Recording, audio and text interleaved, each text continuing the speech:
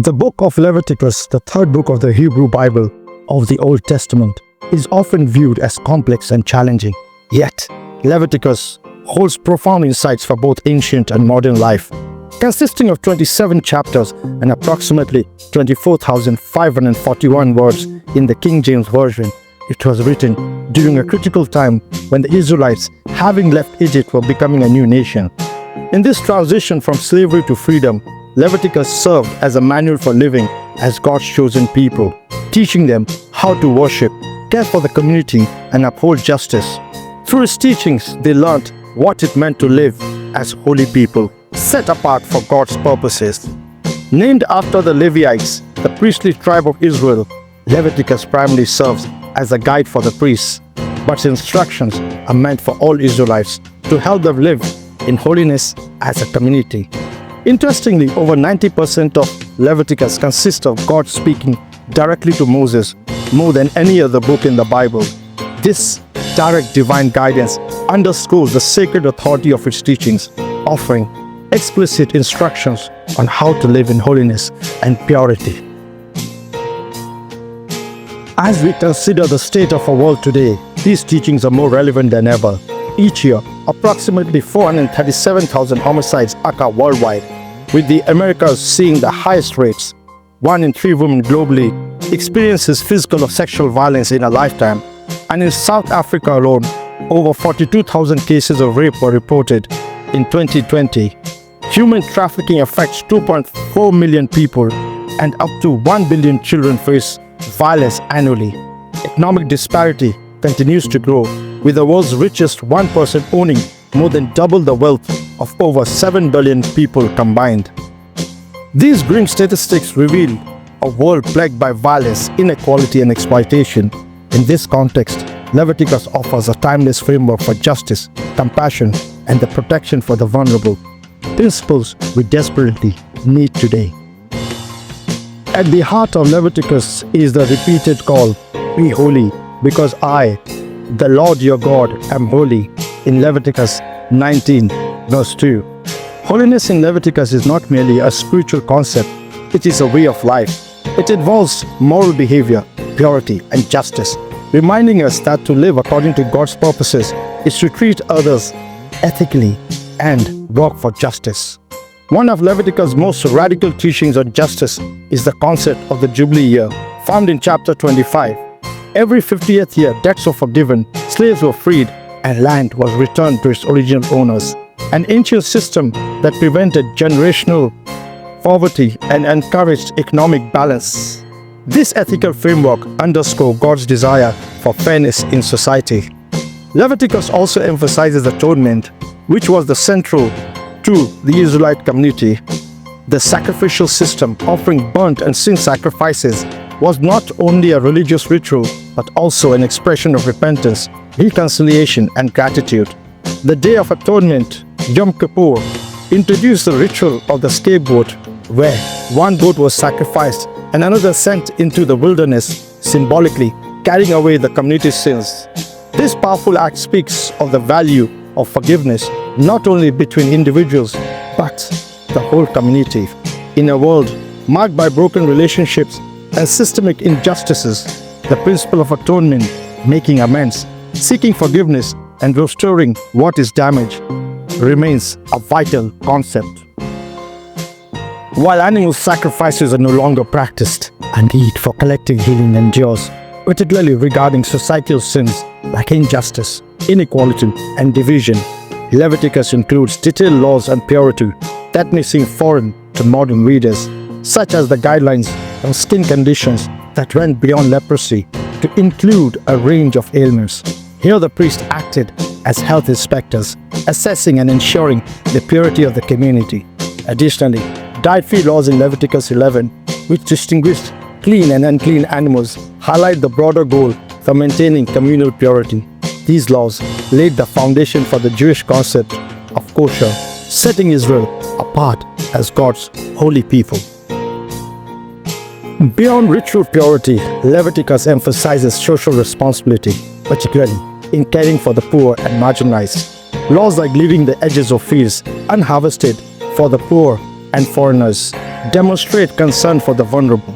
This practice ensured that those in need had access to food, embodying the principles of justice and compassion. In today's world, with wealth inequality at staggering levels, we can ask ourselves, how can we leave the edges of our fields for those in need? Food banks, community support programs, and social welfare initiatives serve as modern equivalents of this ancient practice, reminding us of our responsibility to care for the vulnerable. Leviticus also outlines the Holiness Code in chapters 17 to 26, emphasizing that holiness is more than ritual, it is ethical living. The command to love your neighbor as yourself stands at the core, urging us to consider how we treat those who are marginalized, foreign, or vulnerable in our communities. This code also includes prohibitions such as mixing spices, which seem unusual but symbolize the need for clear distinctions that set the Israelites apart as God's holy people. Another core teaching of Leviticus is the sacredness of blood, emphasized in chapter 17. The life of a creature is in the blood. Blood played a crucial role in atonement rituals, symbolizing the life offered for reconciliation and purity. The prohibition against consuming blood underscores the sanctity of life and the covenant between God and His people. The book of Leviticus lays down a vast array of prohibitions that regulate nearly every aspect of life, ensuring ritual purity, moral integrity, and social justice. It forbids improper offerings, eating fat or blood, touching unclean animals, and consuming various creatures deemed impure, while also banning incest, bestiality, and other sexual immorality, many of which are punishable by death. Ritual cleanliness after childbirth, prohibitions against idolatry, consulting mediums, and practicing divination are strictly enforced. Social justice is upheld through bans on stealing, lying, slander, fraud, and mistreatment of the vulnerable, including foreigners, employees, and the disabled. Fair wages, impartial justice, and honesty in trade are emphasized. Priests face additional rules about marriage, grooming, and contact with the dead. Sabbath rest, property rights, and the prohibition of permanent land sales protect both people and the land. While bans on mixing fabrics, trimming beards, tattoos, and crossbreeding animals reflect a concern for purity and distinctiveness in all aspects of life. The book of Leviticus contributed terms that became part of the English language, often through translation from Hebrew to Greek and Latin before reaching English. Here are a few key words and concepts introduced or popularized by Leviticus. Words such as atonement, scapegoat, clean, unclean, jubilee, holocaust, abomination, leprosy, and sabbatical. These terms originally connected to ritual, moral, and societal laws in the text, evolved in English to carry broader meanings associated with reconciliation, blame, purity, celebration, destruction, moral disgust, disease, and periods of rest. The book of Leviticus has influenced a variety of films, often indirectly. Films like The Wicker Man, the Scarlet Letter, Footloose, Dead Man Walking, Contagion, Safe, The Mission, and The Green Mile each draw on themes found in Leviticus. Also books such as The Scarlet Letter by Nathaniel Hawthorne, East of Eden by John Steinbeck, Gilead by Marilyn Robinson, The Poisonwood Bible by Barbara Kingsolver, Paradise Lost by John Milton, The Road by Cormac McCarthy, Moby Dick by Herman Melville, and Go Down Moses by William Faulkner each draw on themes found in Leviticus. Plays such as The Crucible by Arthur Miller, Murder in the Cathedral by T.S. Eliot, Salome by Oscar Wilde, Angels in America by Tony Kushner, and Inspector Calls by J.B. Presley each explore things found in Leviticus.